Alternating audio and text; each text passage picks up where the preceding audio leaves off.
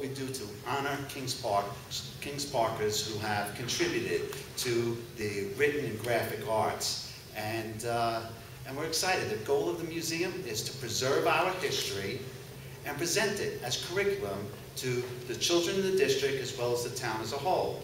And thank you very much for coming here tonight.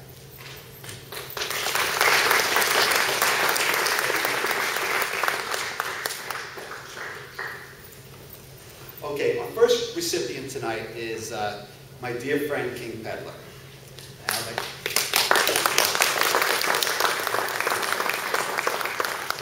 remember, you know, King was my bus driver.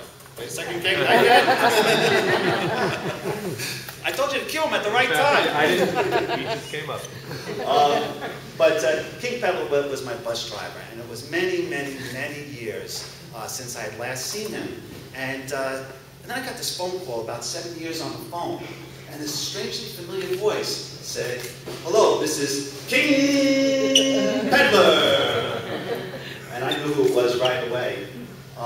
King first came to Kings Park as a young child, and he lived in the St. John Home for Children, later going on to be an employee down at the Kings Park Psychiatric Center, then the State Hospital, and eventually drove a bus for the Kings Park School District.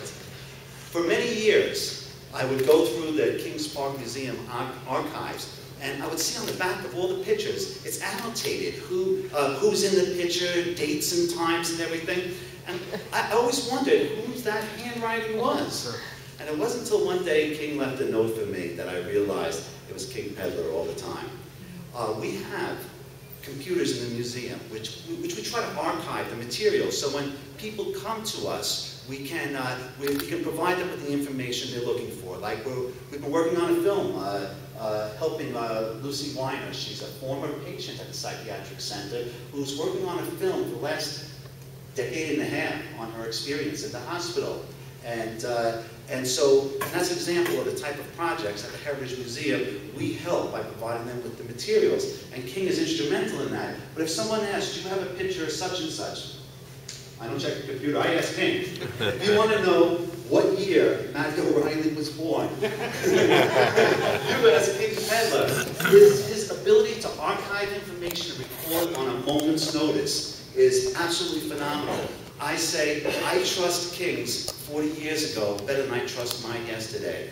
And that's the honest truth. You know, King and I, we make films together on the history of Kings Park. And you may not know the filmmaking process, but we set up the camera, and then King says, "Oh, Steve, back in such and such, this and that happened." I said, "Okay." I turned on and I said, "Back in Kings Park, this is it." And that's how it goes. He is the brains behind pretty much everything that we do, me and him do together as part of making our films together. I remember my wife, I spend so much time with King. My wife tells me all the time that I need to get some friends my own age. And I tell her, no, they're all, King keeps me young, and that's the real important part of it. I remember one time that we were doing a film on St. John, and we're going through sticker bushes, and we're just, I'm totally covered. And I see King, he looks good, and I said, King, you know, I feel bad. I feel like I'm going to be arrested for elder abuse. He said, "Stevie, my boy, I'll be in jail for child abuse first." So I just want to read a couple of words that Leo had written about King.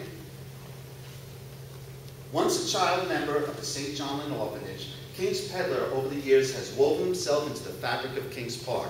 A Navy veteran, a Kings Park State Hospital worker, a bus driver for the Kings Park School District, and a longtime member of the American Legion, King has tied it all together by attaching himself to the Kings Park Heritage Museum. His relationship with the museum has cultivated his numerous artistic talents. His camera has recorded Kings Park activities. His video experience has produced DVDs depicting the stories of Kings Park heritage. We all have roles in life.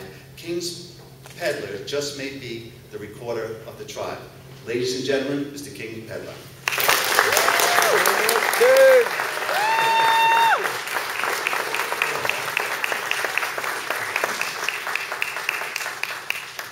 Thank you. I'm honored and humbled to accept this award.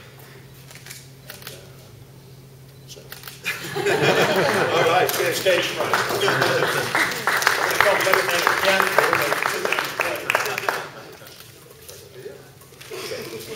King. Sit down. Yes, adopted.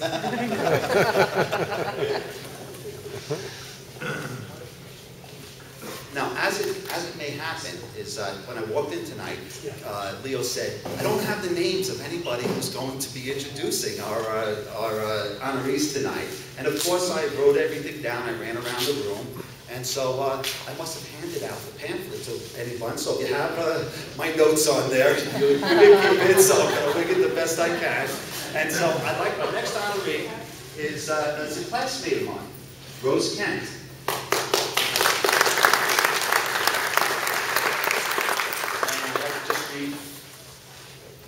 A graduate of the Annapolis Naval Academy, Rose Kent did have military time and come out to do the corporate American stage. Somehow, all that wove into being an author. Recently, she held a book signing evening in Huntington. Her first book, entitled Kenichi and Calamari, features a wisecracking adopted Korean boy. Her second novel, Rocky Road, features a 12-year-old girl forced to handle many family issues. Literacy is something that Rose focuses on a great deal of the time.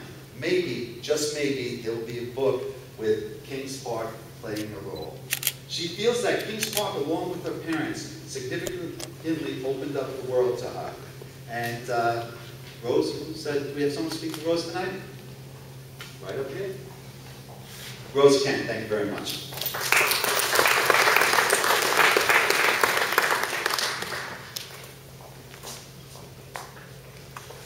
Rose Kent is an award-winning and well-respected young adult author. She recently, as was just mentioned, published her second novel, Rocky Road, in June of 2010. This novel was preceded in 2007 by her award-winning piece, Kimchi and Calamari.